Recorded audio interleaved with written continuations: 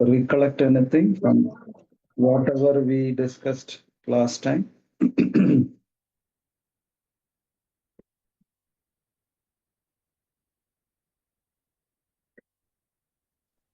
Hare Krishna, Prabhu.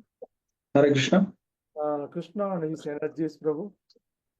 Yeah, Krishna and his energies. So what did we study about Krishna and his energies? His energies are non from Krishna. So yes.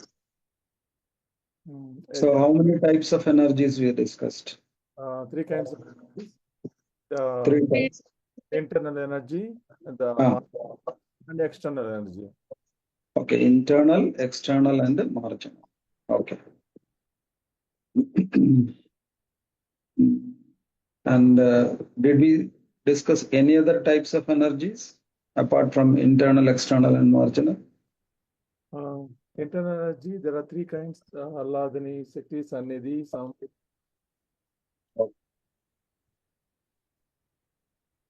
Right. So now we'll move on to mantra 5.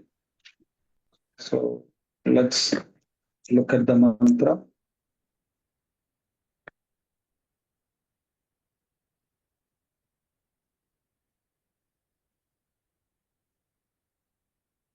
Can you please put up the mantra? Yeah.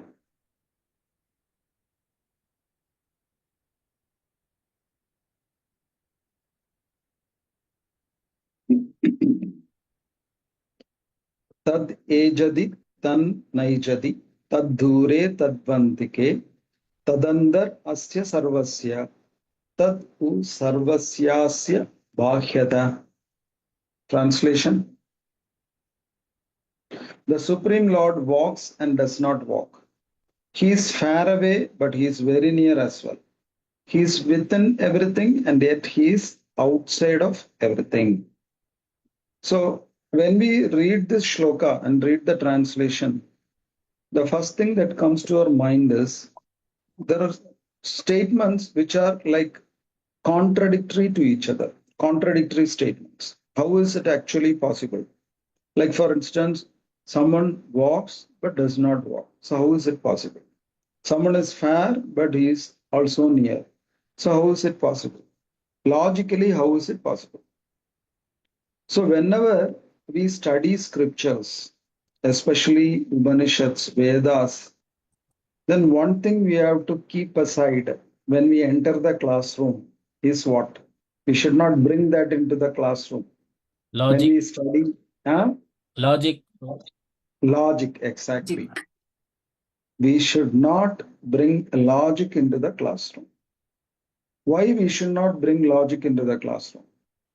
Why? It's beyond our beyond our logical reasoning. Yeah. See, that is why it is known as spiritual science. It is not material science.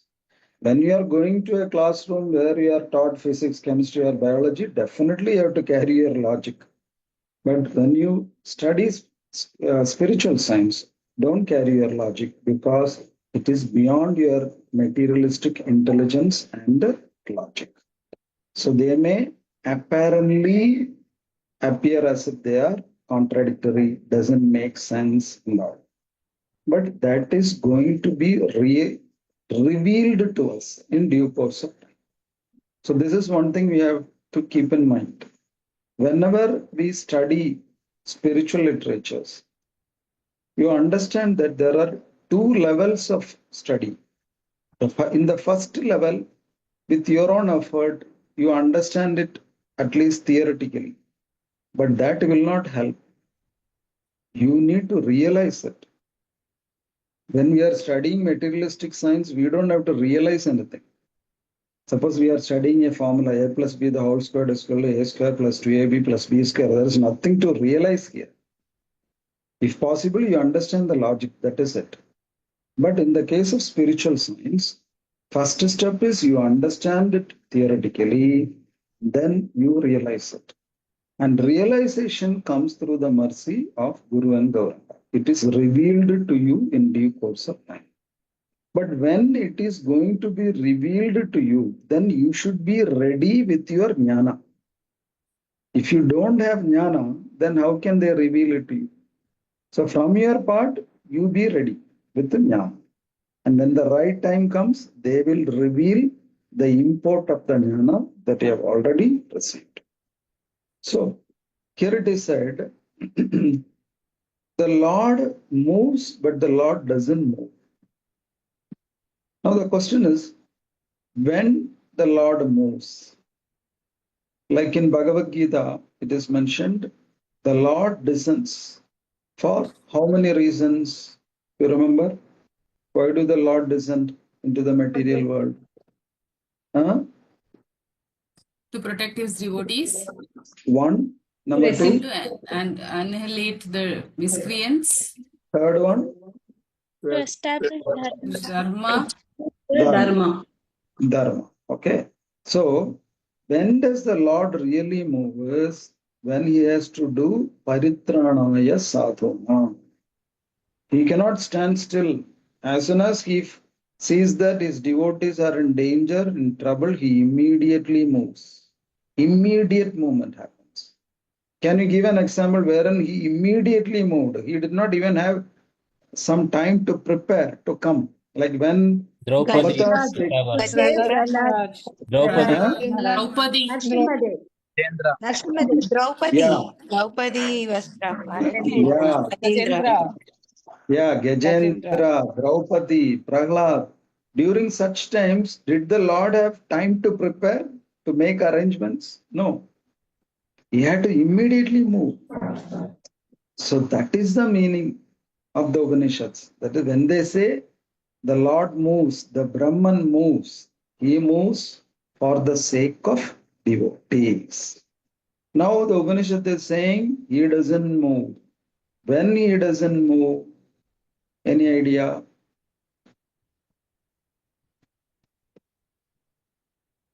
When we The see him Lord in when the is in Garbhagudi, deities, the Prabhu, deity huh? form. Garbhagudi. No, even deity forms he can move. Best example is Sakshi Gopal. Sakshi Gopal moved, right? That's why he's known as Sakshi Gopal. That's why when in the story, Sakshi Gopal said, I cannot come and say Sakshi to you because I am just a deity. I am a stone. How can I move? But immediately that smart Brahmana boy, he gave a befitting answer. You know, the Lord has to close his mouth and the Lord had to follow him. You know what he told the Lord? Then he said, I am just a stone. How can I move? What the Brahmana said. प्रतिमा नहीं तुम्ही साक्षात ब्रजेंद्र नंदन. Huh? He told Pratima nahi tumi sakshat Brajendra Nandan. Yeah, but the exact statement is he very smartly asked a question back to the Lord. You said you are a stone, you cannot move. If you are a stone, then how can you talk? If you can talk, then why can't you walk? When the devotee asked that question, the Lord did not have any answer. So he had to move. So even the deities move. Now, when the Lord will not move, under what circumstance the Lord will not move? He is always present eternally. So he is even in his abode. Like Hmm. he is not moving, but he is there in his abode. But things are like they are moving because of his glance only. Like Ah, how do I From say? Dharma, yes. from Dharma, he doesn't move. Exactly. He doesn't move from dharma. Whatever happens, he won't move. Like Mataji was saying, like he doesn't move out of Goloka Vrindavana. In Vrindavana Mahimamrita, Prabodhananda Saraswati is saying, Vrindavanam Parityajya Padamekam na gacchati. The Lord will not move. The Lord will not take even one step away from Vrindavan. So in the case of devotees, the Lord will not move. He always wants to be with the devotees. He doesn't want to move away from devotees. At the same time, the Lord is also very steadfast. In the case of dharma, in Ramayana it is mentioned, Ramo Vigrahavan Dharmaha. If you give a form, physical form to dharma, then it will look like Lord Rama. So The Lord will not move when it comes to the situation of dharma. He will never move away from dharma. He will never move away from dharma means what? What does it actually mean?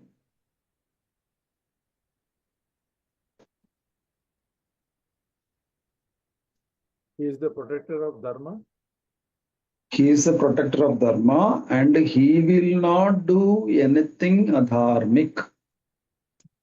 And also, he will not support people who are adharmic. And also, he will completely support people who are dharmic. So, when we say he will not move away from dharma, it also means all these things.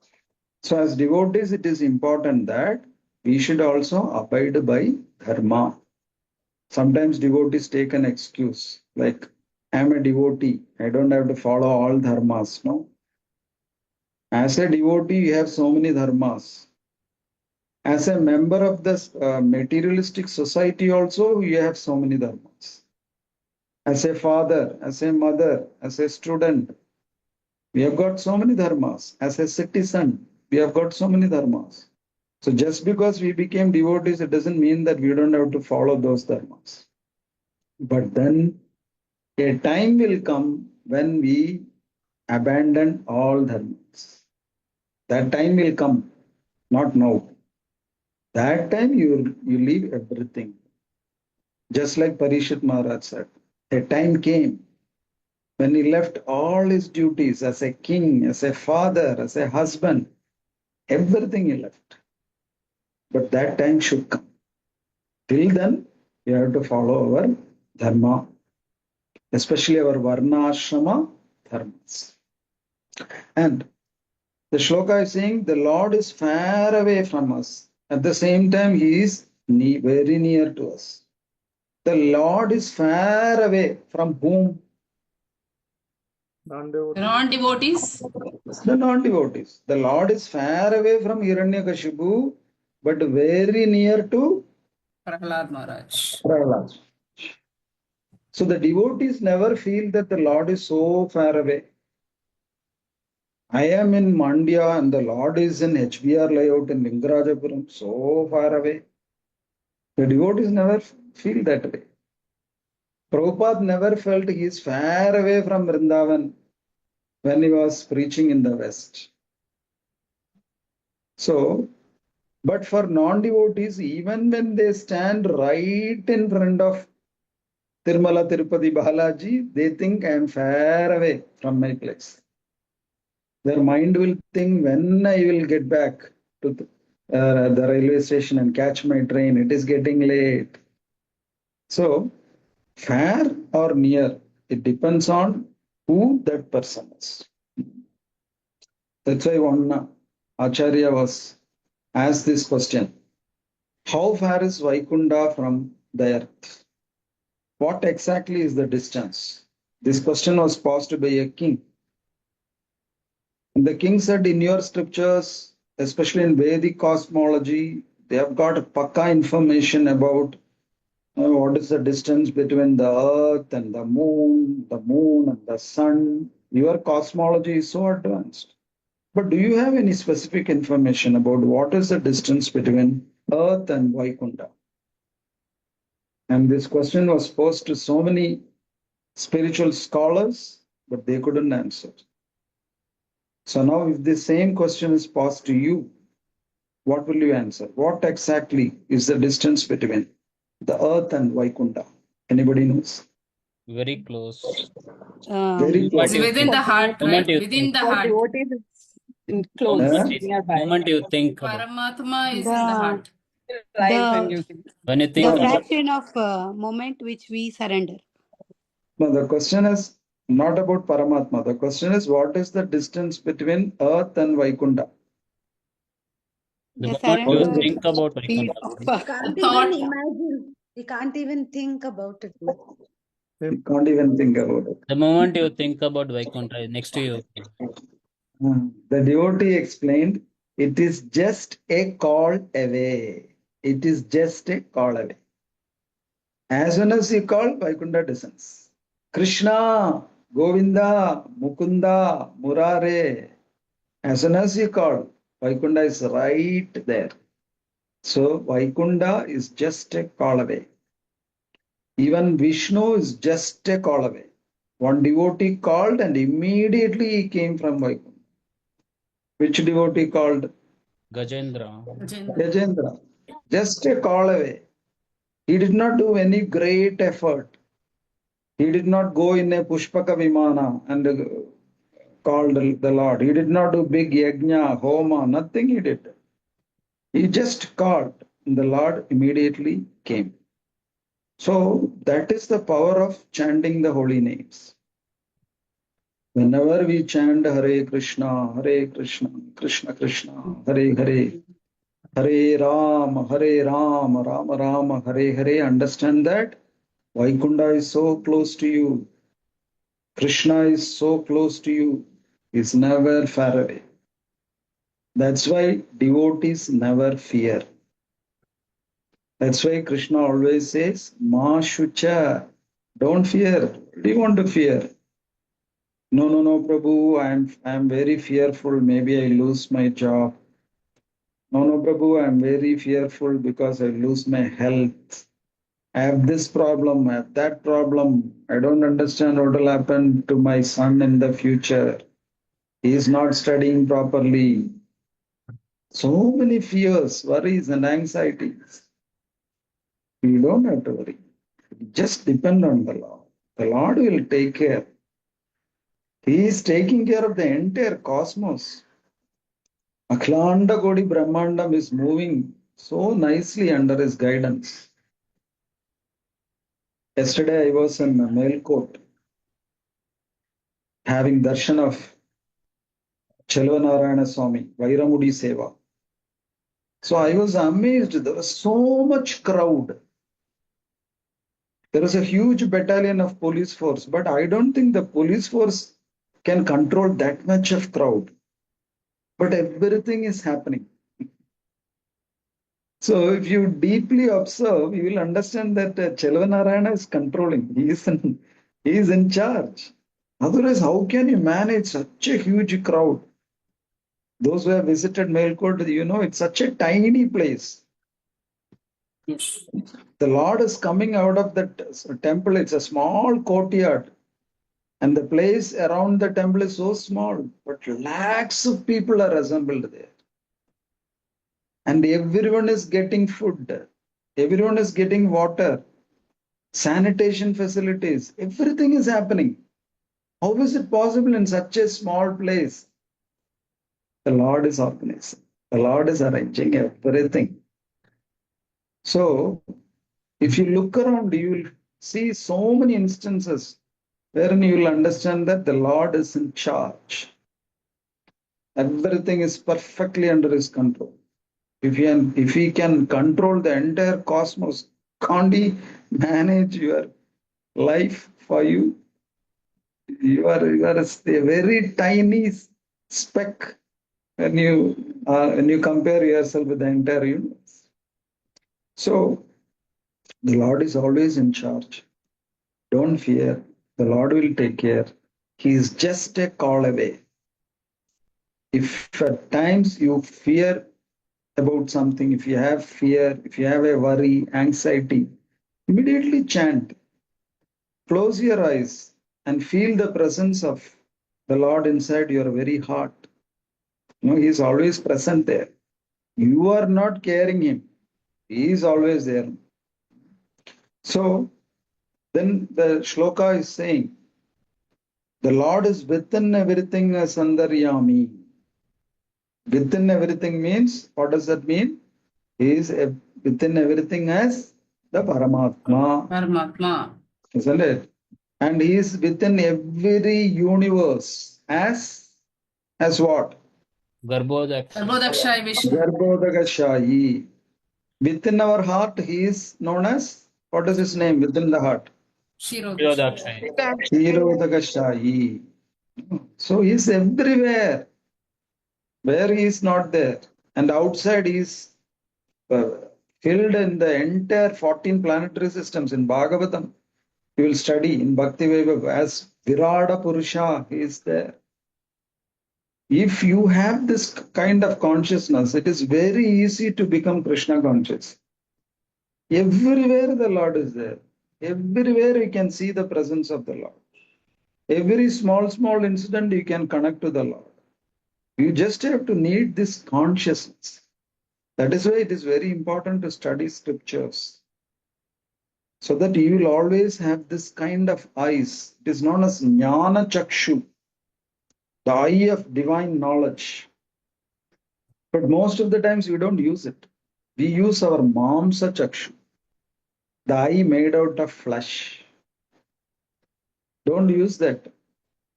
Always use your Jnana Chakshu, so that you can see the Lord everywhere.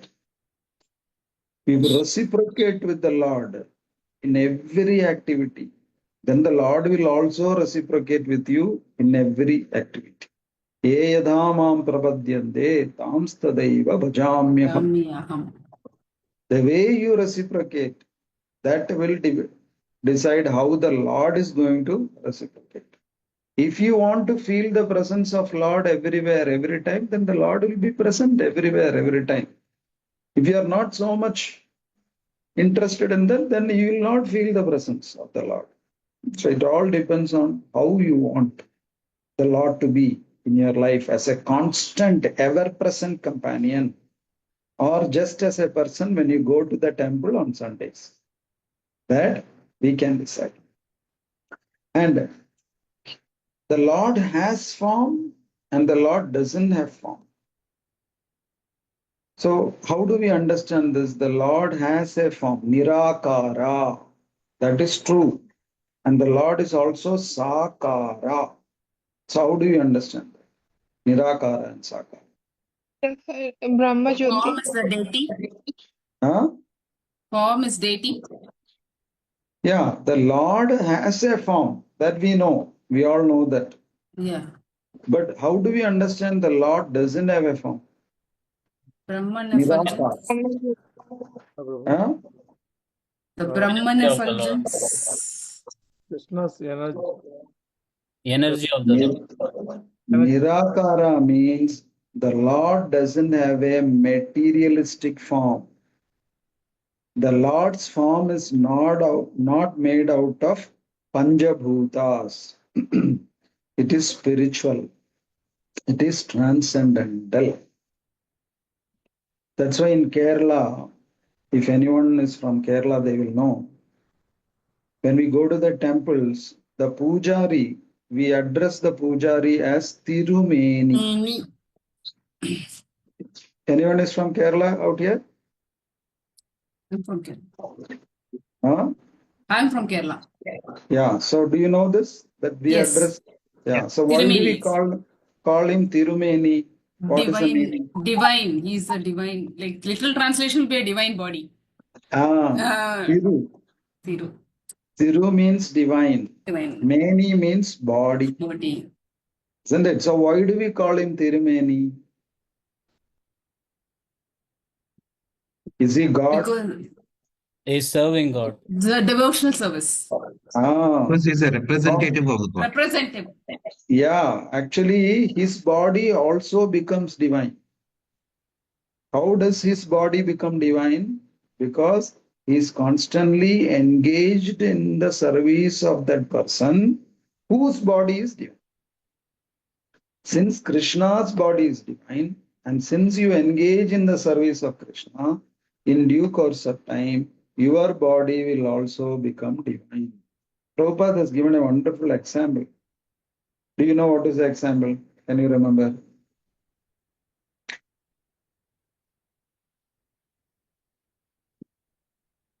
Okay, there is Spiritual fire. master.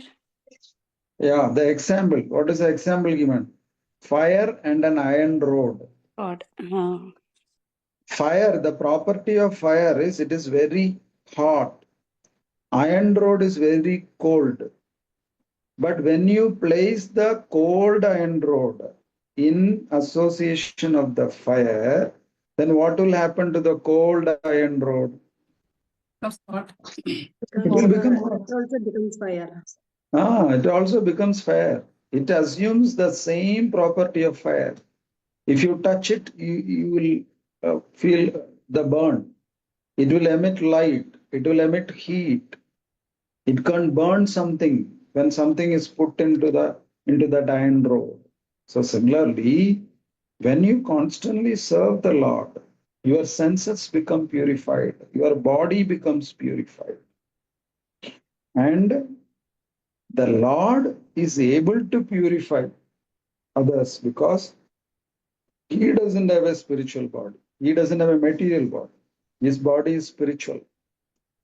So that is why he is also known as Nirakara. Nirakara doesn't mean he doesn't have a form. Mayavadis misinterpret that. It actually means he doesn't have a materialistic form. And the scriptures also say he is Nirguna.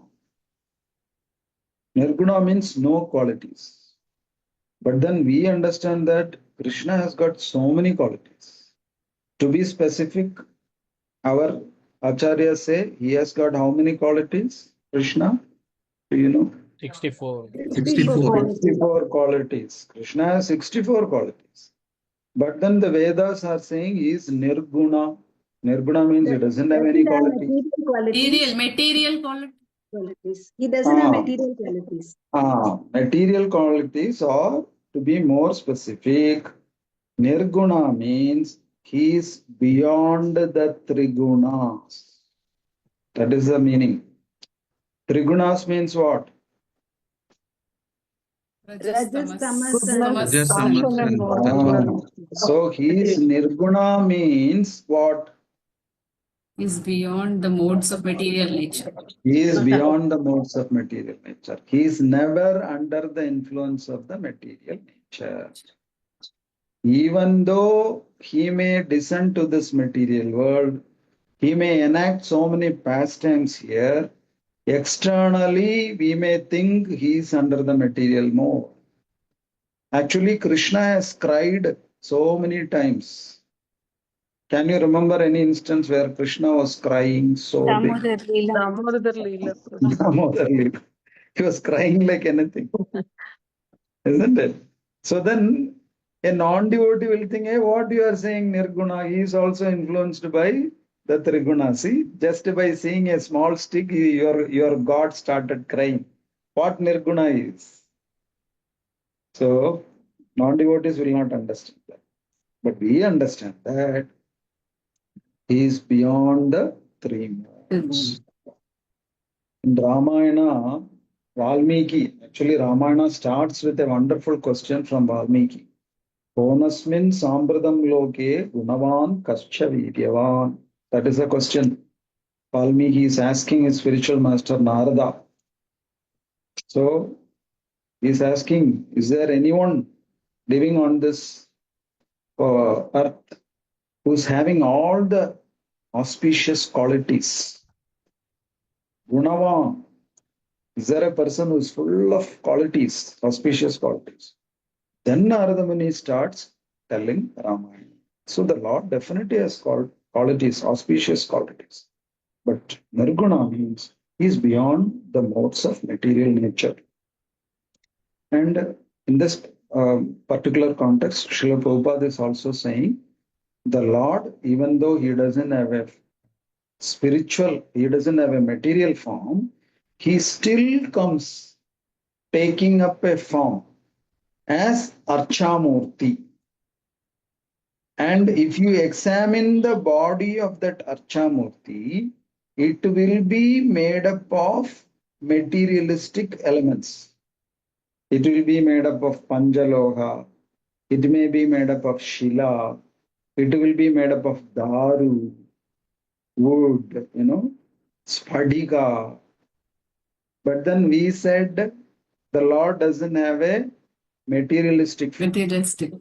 But if you examine the body of the Archamurti, it is made of all materialistic elements.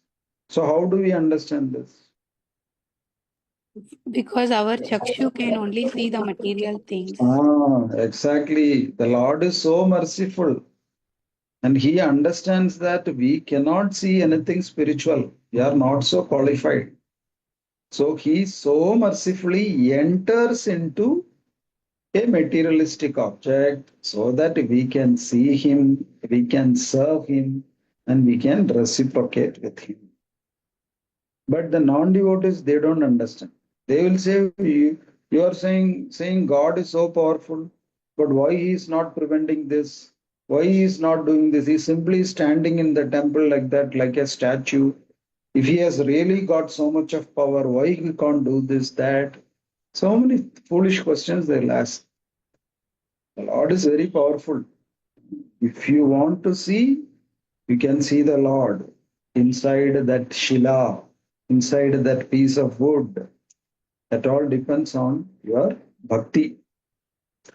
And finally, from this shloka, we have to understand that the Lord is inconceivable. And it is not easy to understand the Lord, even though he comes in front of you as Archa Murti and all. It is not easy to understand the Lord.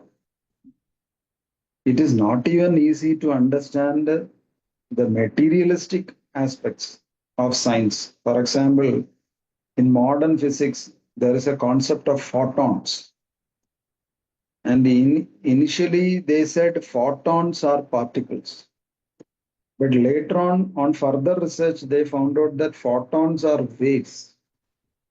And then again, some other scientists say that no, sometimes they are particles, sometimes they are waves. So even now, the debate is going on. So finally, they said photon is a vehicle. That's what they said. They don't know even know what exactly is a photon. Vehicle, they named. Vehicle means wave plus particle. So they named it conveniently as vehicle and they left. That's it. So even a small materialistic entity you cannot understand. It is so confusing. So how will you understand the Supreme Lord? So that is the import of this shloka. Do you have any questions on this shloka?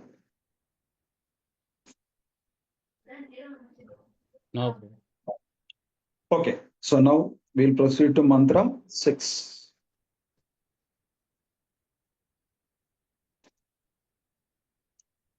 Yastu sarvani bhutani atmanyevan pashyati sarva bhuteshu chatmanam tathona vijugupsate. Translation: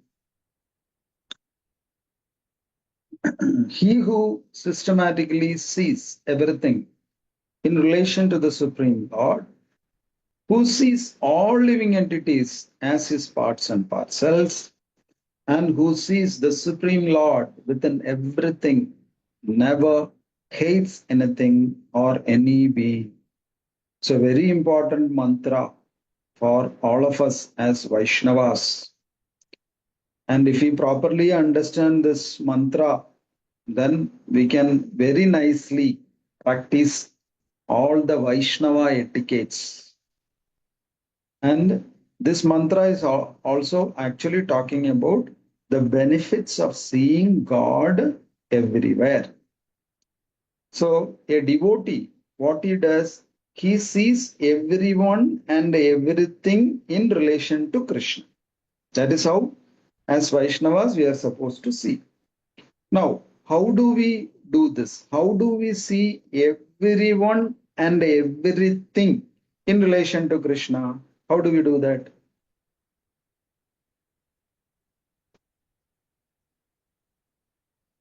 What is the logic?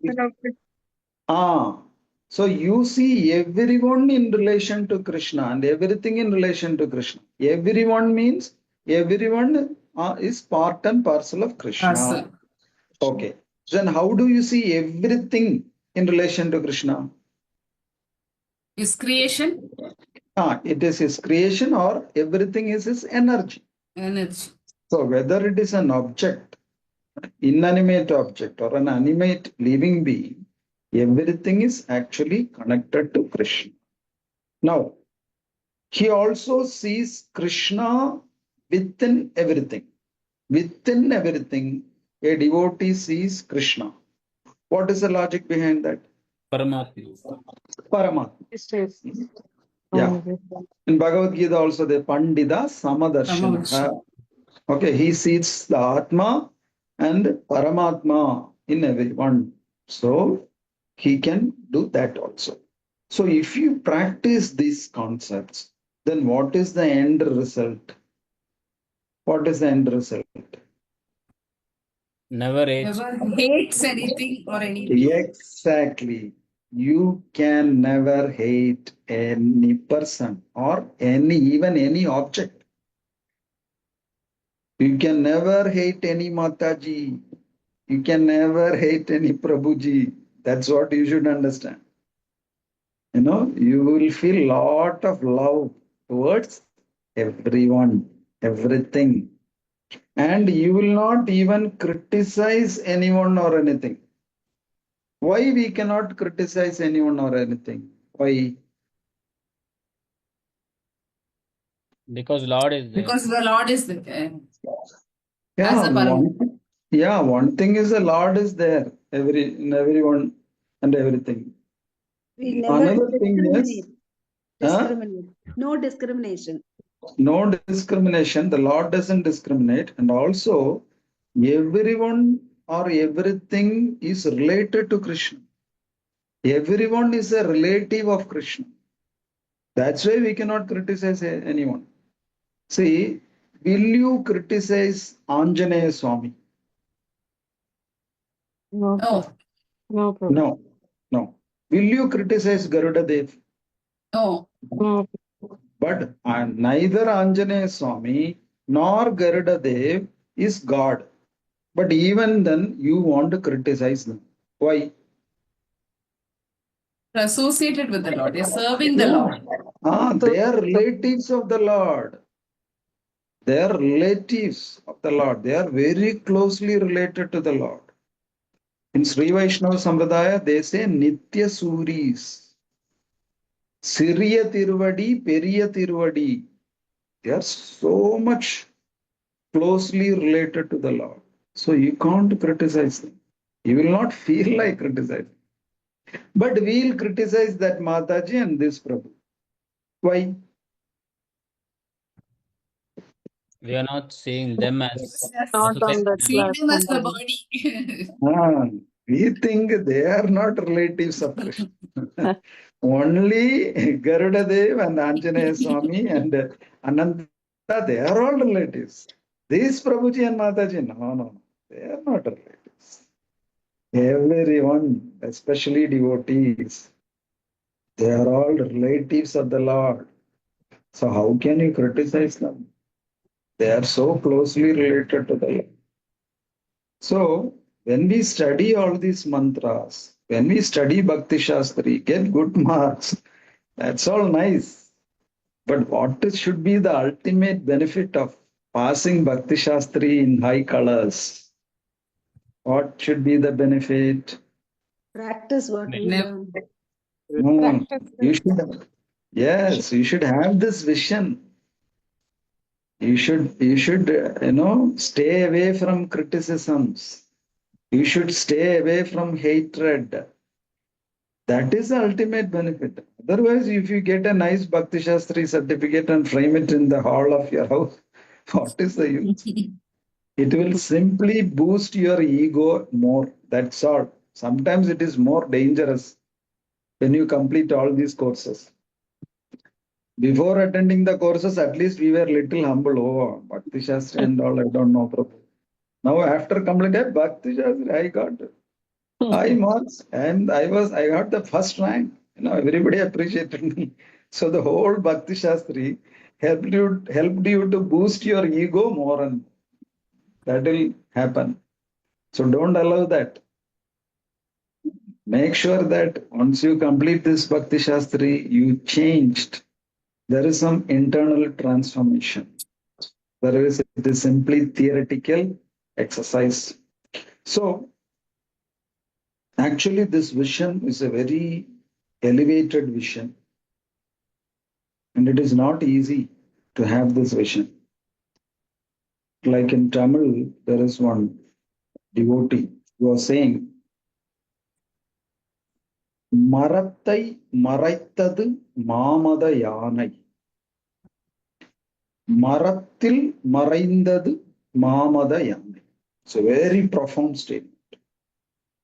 The first statement is, மரத்தை மறைத்தது மாமத யானை.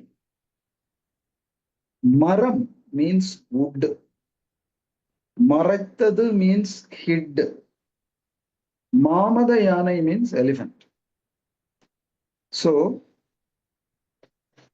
elephant camouflaged or hid the wood. This is the first statement.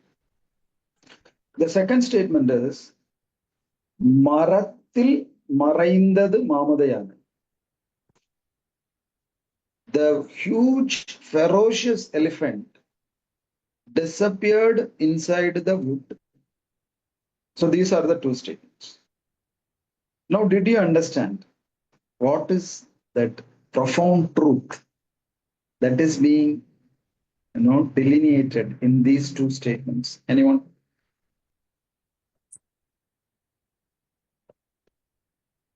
The first one is in the negative. Negative means? Like you're hiding it, like you are doing it.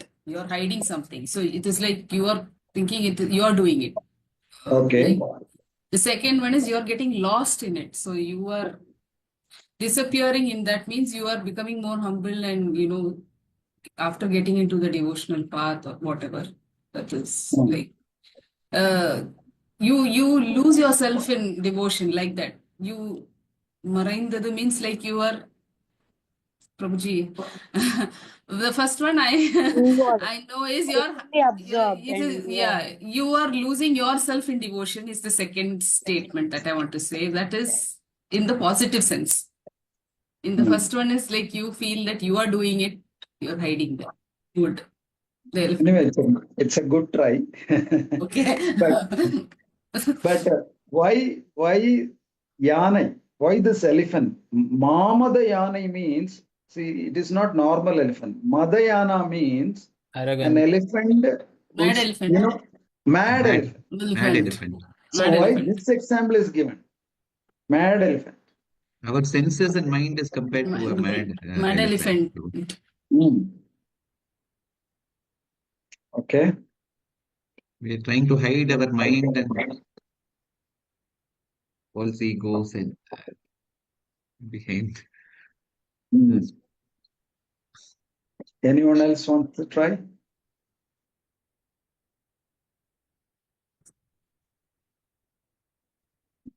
Okay. So I'll tell you a small story. Once a boy, say a 5-year-old boy, he went to an exhibition with his father. So as soon as he entered the exhibition hall, till then the boy was jumping up and down. The father was telling, "Better don't go far, don't leave my hand, hold on to my hand. Why are you going here and there? It's a huge place.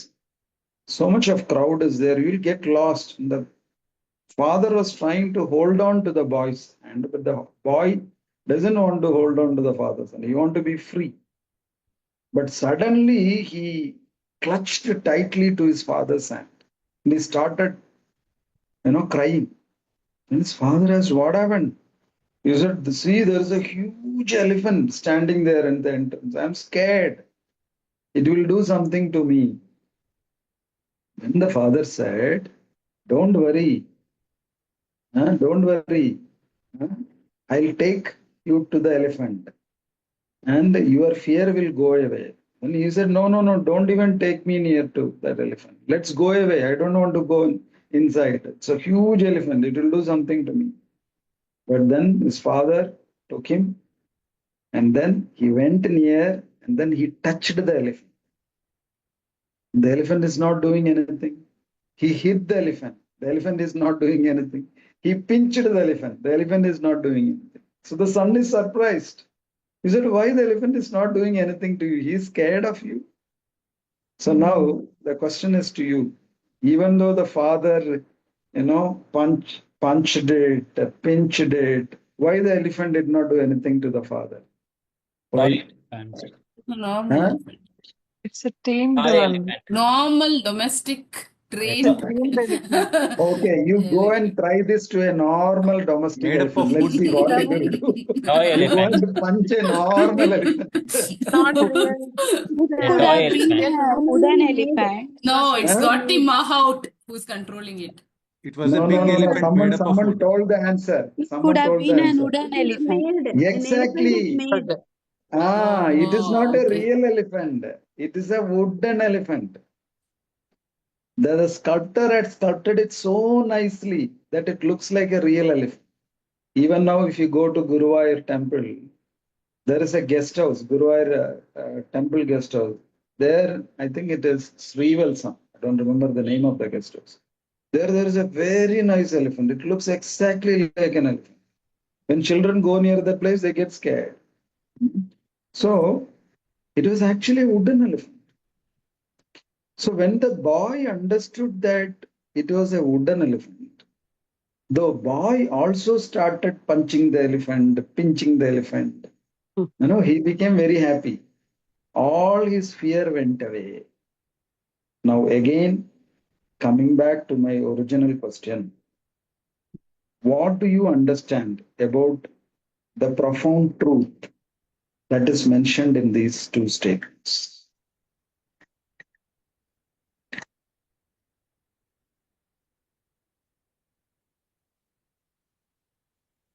When you surrender Second to line Lord, is you will like not have fear. Hmm? so second line is like a wooden elephant. Hmm. First line is where a big elephant can hide a tree. Hmm. So what is the important principle that you derive from this? When you surrender, you will not have fear. Fear of what? Anything, Prabhu. Fear of anything Yeah. future. We'll be See, studying. we were discussing earlier also that we all have fears, anxiety, worries. Even though we are devotees, we fear so many things. Actually, we are fearing this material world. This is a material world. That is what is causing us so much of fear.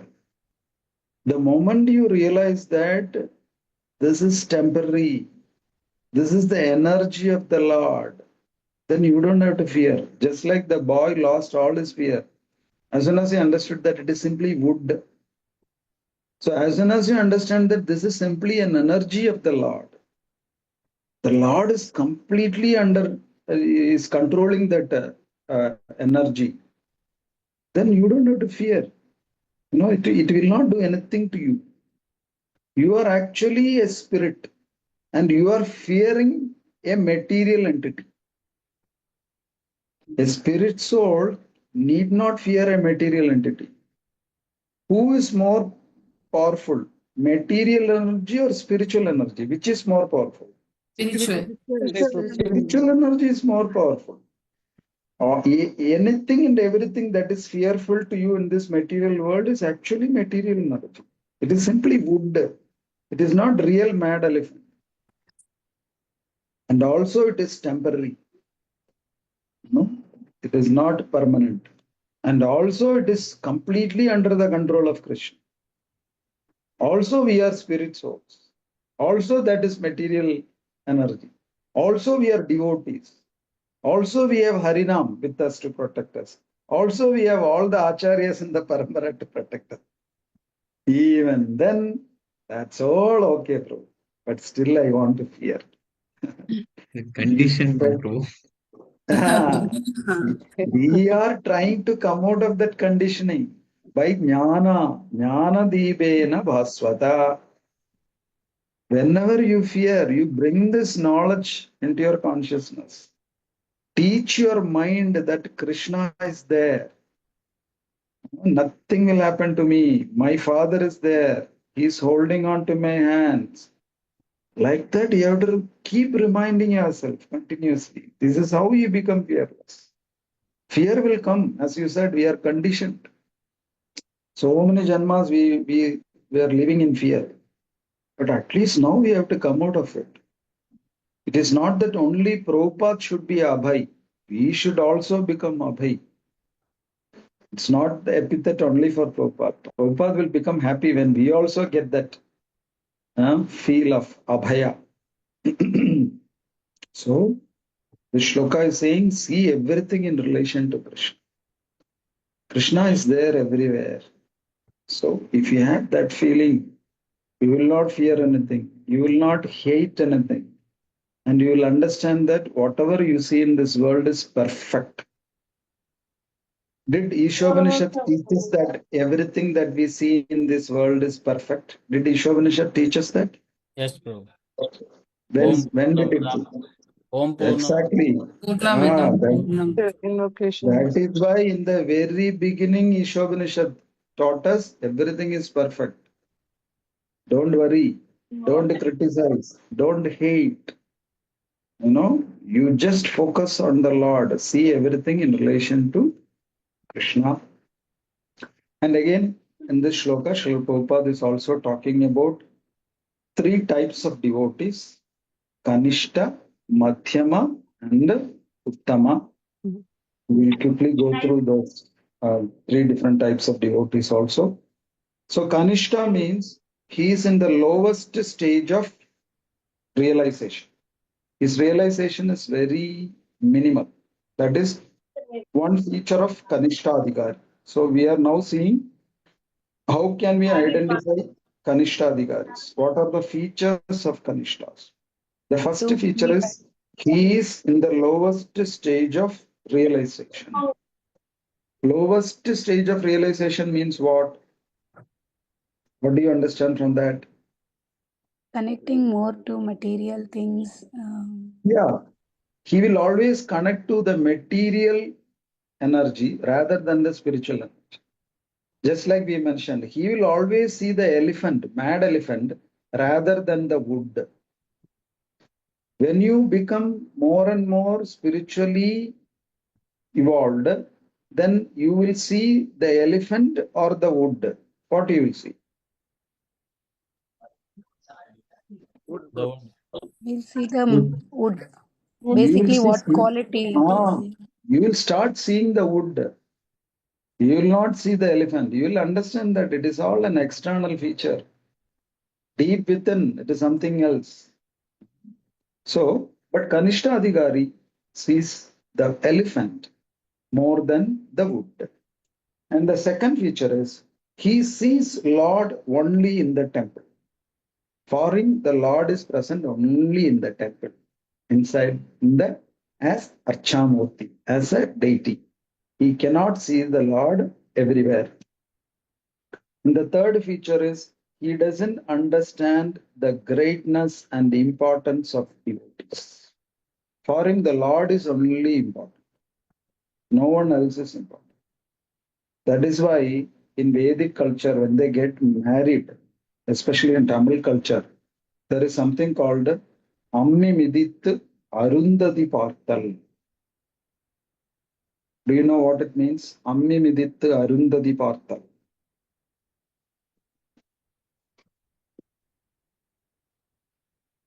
Anyone knows? Look at the stars. Arundhati Sea In star. especially, yeah, in Tamil Brahmin marriages, the bride will step on to Ammi. Ammi means what? It is And what do you grinding stone. the grinding stone, but not the grinder that we have, Not the Lakshmi grinder. grinder. Yeah, the grinding stone, the traditional grinding stone. Grinding stone. She will step onto that. And the Arundhati Partal, she will look at Arundhati star. Why she should look at the Arundhati star? is a chaste woman. She's chaste. It's always in the pit. Yeah, so two reasons. One is she should be chaste like Arundhati. Another reason is seeing Arundhati star is not easy. It is very small. You have to really focus because it is very easy to see the moon, the sun. That is very easy. But it is not so easy to see the small star. So why they ask the bride to see that small star? Why? It's always in the Hmm? pair. Why she is not asked to see the moon or the sun? Why they say you look at that small star, which is very difficult to notice. Maybe like she has to see the small, minute things also carefully and lead her life. Like, not be really careless. She should be very careful about because she's into a new home. Hmm. I'm just assuming something, Prabhu. I'm sorry. Now, when I asked this question, one Mataji said, see, these wives, they have to cook.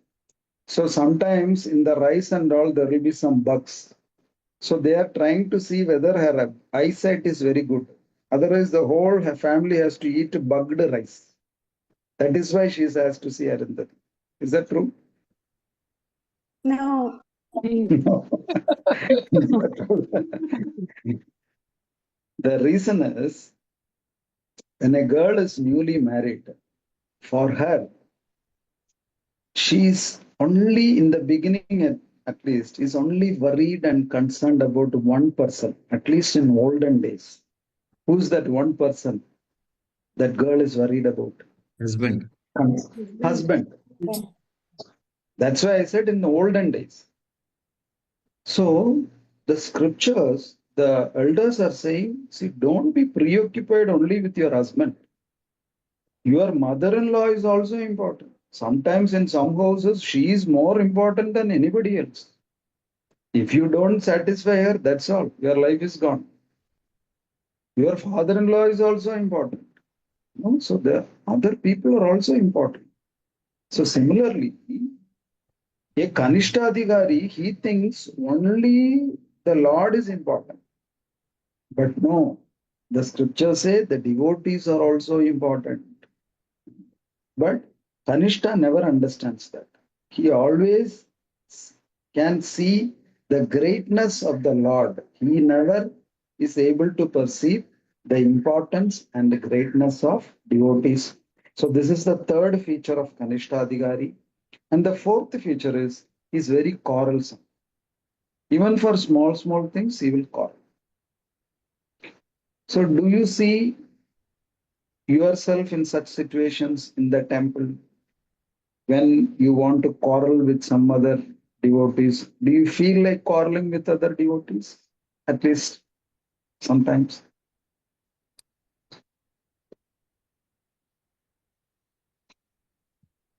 Okay. So here we don't have any Kanishta Adhikaris in this assembly. No, We are no. all Uttama Adhikaris, right? No, Prabhu. You all Oh can. Difficult to accept, Prabhu. Difficult to accept. Saying it loud, but inside heart, lot of things keep We going on. will. Yeah, Ah, it's we true. are we are very cultured. We don't quarrel outside. We'll only quarrel inside. Inside. Yeah.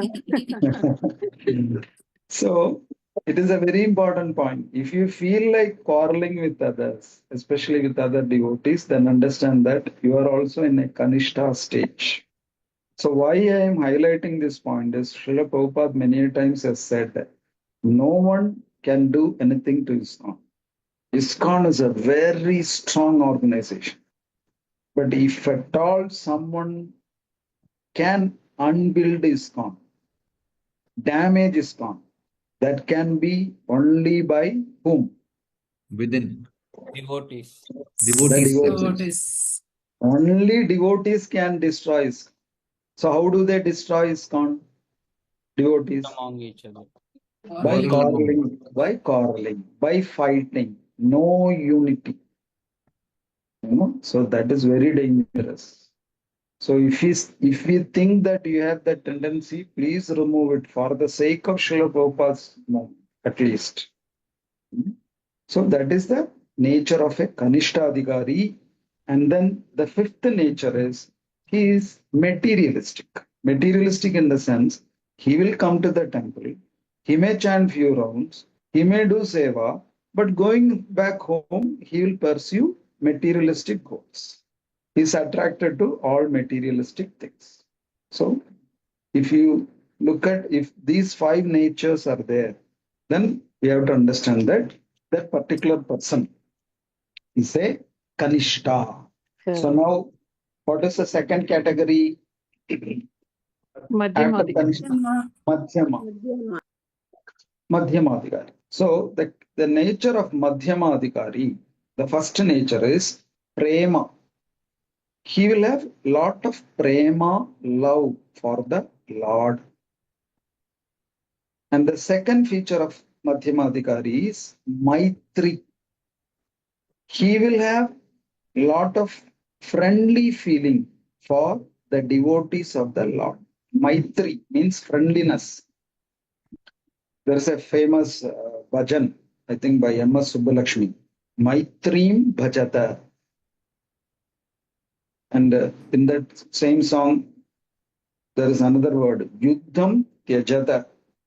Maitrim bhajata, Yuddham tyajata. Practice friendliness. Leave out the tendency to fight Yuddha. So, the Madhyama Adhikari will have Maitri for whom? For whom? Devotees. Devotees, fellow For the devotees. devotees. He will be very friendly to the devotees. And he will have a feeling of kripa for non-devotees. Kripa means what? Mercy. I mean, See? kindness. Mercy. Kindness. Compassion. Kindness. He will be very merciful to non-devotees. When we say a Madhyama Adhikari will be very merciful to non-devotees, what does that mean? Every time you see a beggar, you pay him lot of money. Every time you see someone on the street, you buy him a pair of new clothes. Is that the mercy that we are trying to show? No. No. They are suffering. They are suffering. So how do we show mercy to non-devotees? He sees that even in our mistakes also, he doesn't try to find the mistake. He will be compassionate enough to try to explain them to do things in right way. And even if the other person is not cooperating, he will just move away without harming or saying anything like bad. Okay, so when we say this person will show kripa to non-devotees, how does he practically show mercy? What will he By give? giving knowledge about God. Knowledge of Krishna. He will give knowledge about Krishna. He will give them Harinam. He will distribute Srila Prabhupada's books. He will invite them for satsang. This is how we show mercy. But that doesn't mean that we don't have any concern for their bodily comforts. Like we don't give them food, we don't give them basic necessities for those who are needy. That also we do. But more important than that is connecting them with Krishna. That is the topmost mercy. Like during the time of Corona, did we also show mercy to the body of non-devotees? Did we show? Yes, bro. Yes. Yes, Prabhu. ISKCON did lot of charitable activities. Yeah. We distributed food, we distributed clothes, medicine, so much we did. That is also Sleeping kit. important. Yeah.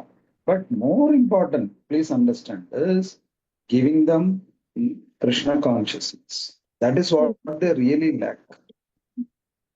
And fourth quality of a Madhyama Adhikari is he will show upeksha for atheists, deriders of name of the Lord, holy name, and haters of devotees. Upeksha means he will be detached. He will maintain his distance from three groups of people. First group is atheist. He will not be close to atheist. Then he will keep his distance from the deriders of names of Lord. What do you mean by that? Deriders of names of Lord.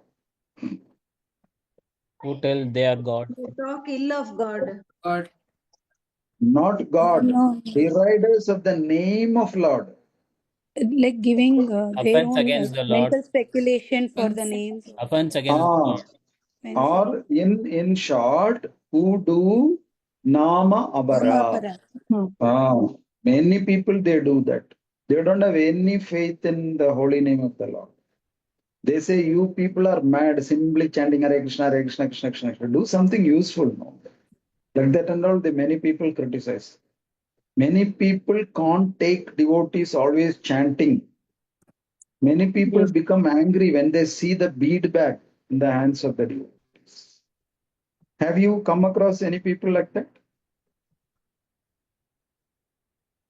Yes. Yes. True. No. Family So members. Family, own family. you don't have to go around in search of them within your own family, Family. Yeah. So, and also haters of devotees. Some people, they hate devotees. They don't hate Krishna. They go to the temple, they are very pious, but as soon as they see devotees, they hate them. They talk ill about them. So such people, the bhava is upeksha. Upeksha doesn't mean we hate them. Please be very clear about that. You don't hate. The Madhyamadhikaris don't hate. They only maintain a distance. So these are the 4 characteristic features of whom? Madhyamadhikari. The Madhyamadhikari. And now we have to see who is a Uttama. So Uttama is a person who has equal vision. That is a main feature of Uttama. Equal vision means, as we discussed earlier, he sees everything in relation to Krishna. 1. 2. Everyone as part and parcel of Krishna. 3. Doesn't discriminate between atheist and theist. So when we say a Uttamadhikari is having equal vision or Samadarshana, that means 3 things. He sees everything in relation to Krishna. He sees everyone as part and parcel of Krishna.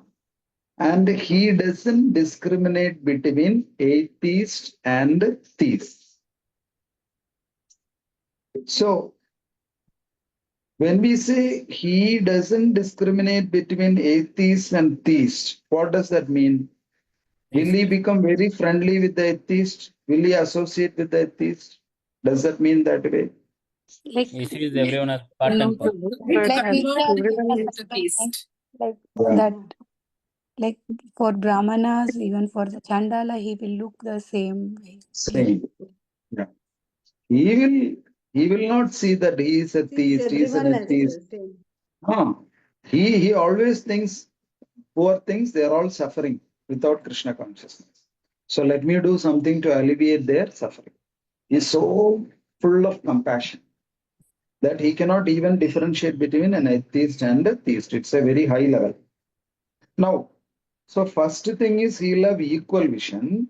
And the second thing is he will have a spiritual vision. Spiritual vision means what? What is a spiritual vision?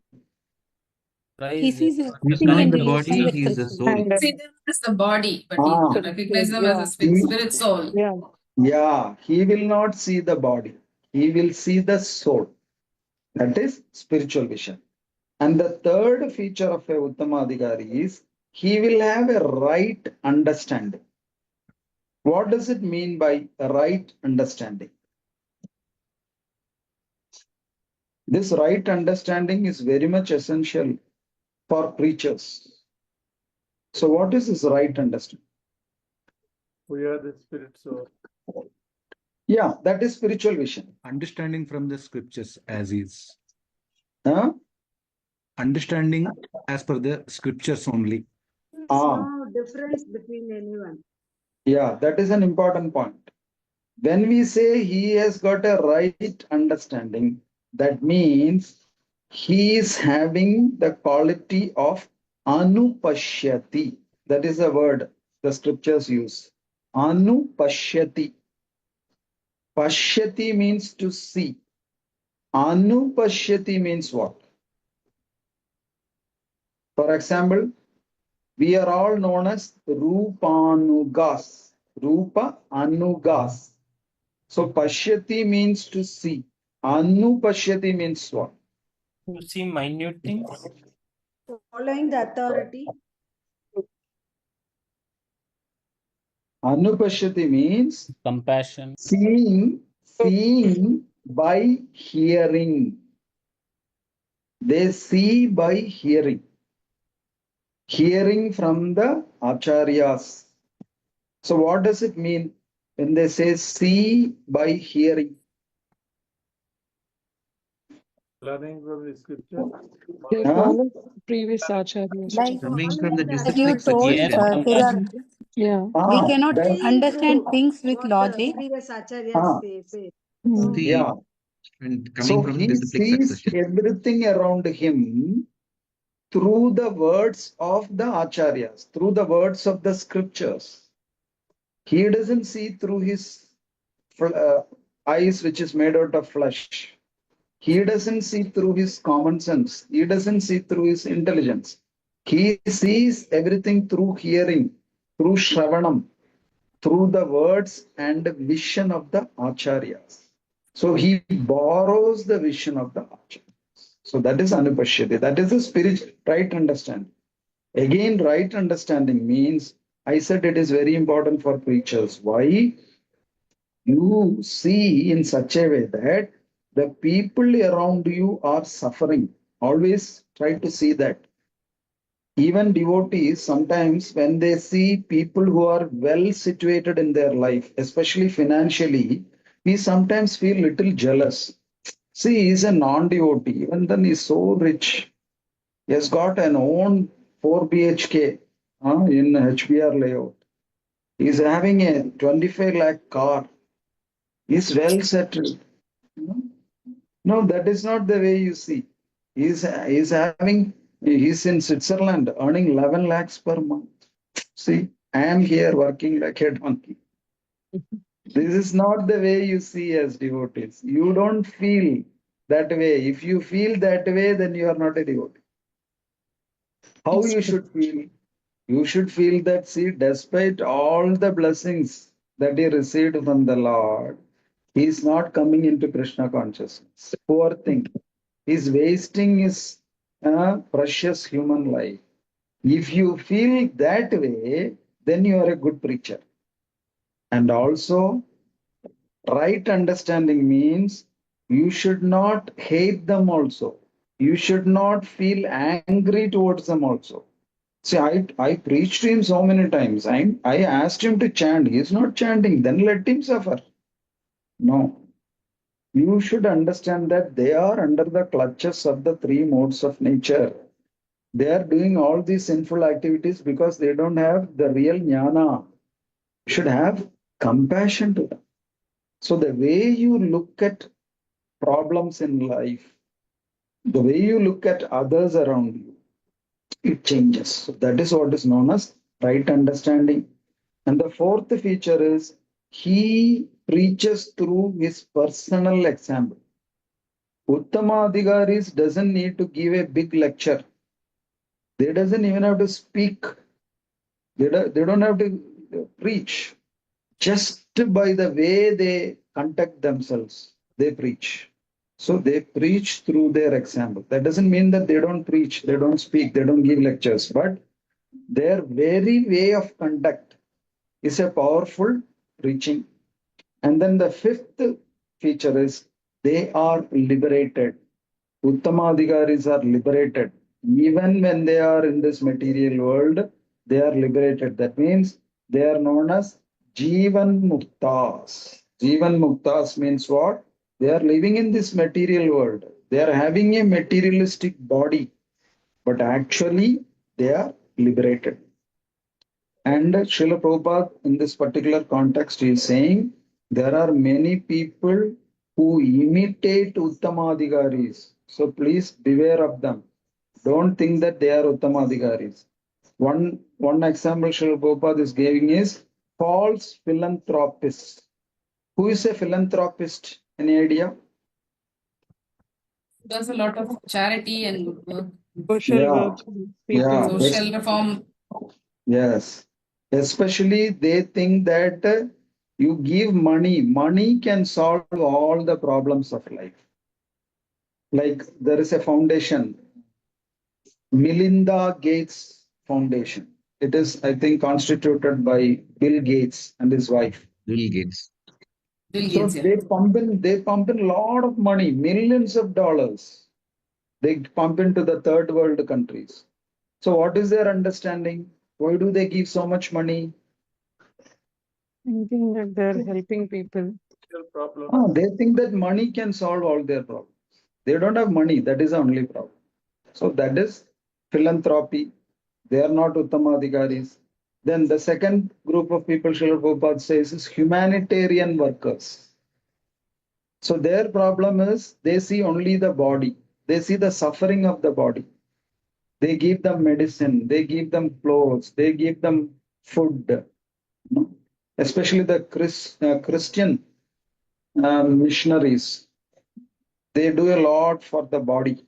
That is also good. We are not criticizing that. But the problem is they don't have any idea of Atma or Paramatma. They are only worried about taking care of the body. And the third category Srila Prabhupada is mentioning is politicians. They also, externally do a lot of humanitarian philanthropic work. But then deep inside their heart, they have some material motives. They want to gain something materialistic. Maybe they want to get the votes. Yes. We don't know. So, Srila Prabhupada is saying, beware of these people. Don't think that they are Uttamadhikaris. The real Uttamadhikaris have equal vision, spiritual vision, right understanding. They set personal example. They are liberated. All these things, all these are the qualities of Uttama. Okay. So, we will conclude here. If you have any questions, please.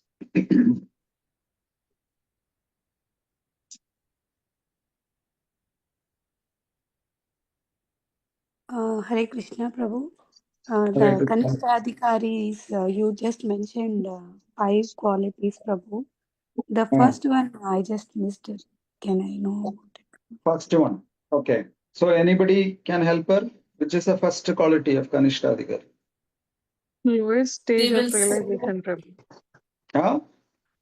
Lowest stage of realization. Yeah, Maybe. he is in the lowest stage of realization. That means what? He will not realize most of the things that he hears in the classes or in satsang. For instance, he will not have any realization that, or very minimal realization that he is not this body.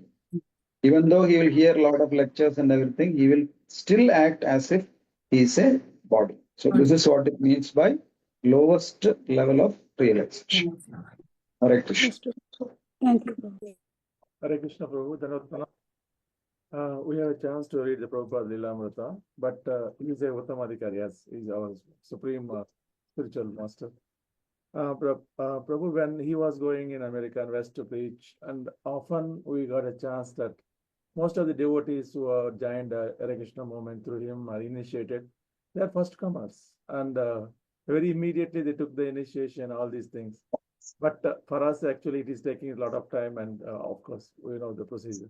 Why they've been very effective, at least Uttamadhikaris, in terms of preaching or attracting the devotees, because of the purity, or because of they've been already liberated like that, or else is there any specific way that even Uttamadhikari can be more effective in terms of preaching? Okay, so your first question is how come the hippies? You are talking about the hippies, right? Yes, Prabhu. Yeah, so they immediately changed. They got transformed very easily. Many of them came to the stage of initiating spiritual masters. They came to the stage of Uttama Adhigaris. So their progress was very fast. So how it is so? Is that your question? Yeah. So the reason, there could be many reasons. One reason is because they were in constant touch with a Uttama Adhigari, Srila Prabhupada. And Prabhupada is a very much empowered soul. So Prabhupada gave them a lot of mercy, causeless mercy. That is, once someone was telling Prabhupada, we are so fortunate that we are able to come to Krishna consciousness and practice Krishna consciousness. Then Srila Prabhupada immediately said, you are not fortunate. I gave you that good fortune. It is not your fortune. You did not have any good fortune. I gave you that good fortune. So that is one reason Srila Prabhupada so mercifully gave them a lot of good fortune. And another reason is Krishna will send many souls to help such a great acharya like Prabhupada to spread Krishna consciousness. So some of them could have been special souls sent by the Lord to assist Srila Prabhupada in spreading Chaitanya Mahaprabhu's mission in the entire world. So that could also be a reason. So does that answer your first question? Yes, Prabhu. Hare Krishna. Correct. Thank you, Prabhu. Hare Krishna. Hare Krishna.